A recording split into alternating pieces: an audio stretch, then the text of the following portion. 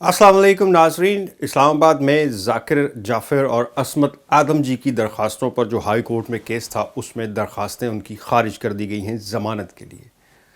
High court ने अपना एक फ़ैसला रिज़र्व किया था कुछ दिन पहले जब ये केस लगा हुआ था। ख्वाजा हारिस जो है वो मुल्ज़मान की तरफ से पेश हुए थे और उन्होंने बड़े तगड़े दलाइल दिए थे। सुप्रीम कोर्ट के बड़े काबिल जज हैं वो, और उन्होंने उसी हिसाब से उस अपने दलाइल के अंदर उन्होंने बेसिकली बहुत सारी चीज़ें सियासी भी बीच में मेंशन की, बहुत सारे हवाले भी दिए। लेकिन आज हाई कोर्ट ने 14 सफ़ात पर मुश्तमिल अपना एक फ़ैसला जो है, मुख्तसर फ़ैसला उसे कहा जा रहा है, वो सुना दिया है। मैं आपके सामने उसके जो अहम नुकात हैं जिस बिना पर वो उनकी ज़मानत मुस्तरद की गई है वो सुनाऊंगा। साथ आपको स्क्रीन पर वो फ़ैसला जज साहब का जो है वो भी दिखा देता हूँ ताकि आप लोग उसे ख़ुद भी पढ़ सकें। आज का जो फ़ैसला जिसमें उनकी दरख्वास्तें मुस्तरद की गई हैं गुज़श्ता रोज़, यानी उसमें जो करार दिया गया है उसके मुताबिक जज साहब ने ये अपने फ़ैसले में लिखा है मुस्तरद करते हुए, जुर्म में आनत के लिए डायरेक्ट मुआवनत के शवाहिद होना बतौर असूल हर जगह लागू नहीं हो सकता।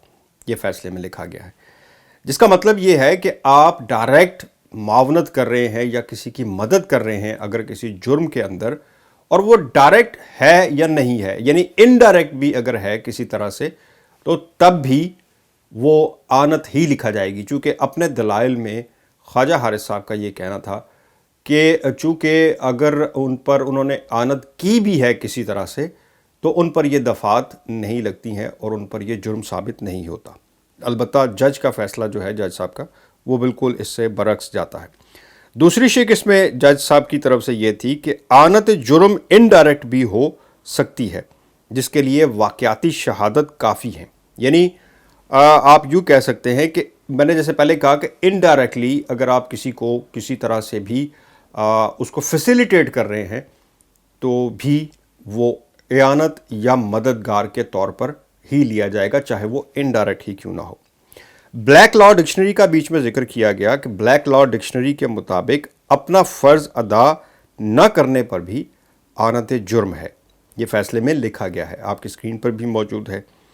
यानी ब्लैक लॉ डिक्शनरी का जिक्र इसलिए किया गया कि अपना फ़र्ज़ अदा ना करना। अब फ़र्ज़ अदा का मतलब ये है कि अगर उनको इस साने का पता चल गया था और उन्होंने आगे मुतल्लिका किसी हुकाम को या किसी महकमे को या पुलिस को इतला नहीं दी तो भी एआनत जुर्म ही तस्वुर किया जाएगा, जो कि पुलिस अपने चालान में यही लिख रही है, यही बयान कर रही है। ज़ाहिर जाफ़र ने अपने बयान में कहा कि उसने वालिद को कत्ल से पहले आगाह किया था। ये पुलिस चालान में लिखा हुआ है या फ़ैसले में भी लिखा हुआ है कि ज़ाहिर जाफ़र ने अपने वालिद को ख़ुद बयान दिया है पुलिस को कि उसने कहा कि मैंने अपने वालिद को कत्ल से पहले आगाह किया था। ज़ाहिर जाफ़र का बयान काबिल कबूल है या नहीं, फ़ैसला ट्रायल कोर्ट ने करना है। यानी हाई कोर्ट के इस फ़ैसले में ये कहा गया है कि ज़ाहिर जाफ़र के बयान की कितनी अहमियत है, उसको कितना सच तस्वुर किया जाएगा, ये ट्रायल कोर्ट ने फ़ैसला करना है। यानी हाई कोर्ट के सामने इस वक्त जो केस है वो बिल्कुल डिफरेंट है। उसमें ज़ाहिर जाफ़र के बयान को वेरीफाई करना या उसको सच या झूठ साबित करना हाई कोर्ट का काम नहीं है। चौकीदार की इत्तला के बाद ज़ाकिर जाफ़र ने थेरेपी वर्क्स के मालिक को आगाह किया। अब ये वही बात है जो हम पहले दिन से करते आ रहे हैं और बार बार ये चीज़ सामने आ रही है। थेरेपी वर्क्स को इत्तला मिलने के बाद भी पुलिस को इत्तला देने की कोशिश नहीं की गई। अब आपके सामने है कि ये वही बात फिर दोबारा सामने आ गई जिसके मुताबिक हम बार बार ये कह रहे थे कि पुलिस को इत्तला नहीं दी गई, जबकि बहुत सारे लोगों को इसमें इत्तला हो चुकी थी और पुलिस को इत्तला करने की बजाय थेरेपी वर्क्स, और थेरेपी वर्क्स भी इसमें यही बयान दे रहे हैं कि वालिद को इत्तला थी और उन्होंने हमें भी नहीं बताया। अब इसमें तो ज़ाहिर है उनकी भी ज़मानतें जिनकी हो चुकी हैं उनकी भी ज़मानतों की ख़ारिज करने की दरख्वास्त शौकत मुक़द्दम साहब ने दे रखी है।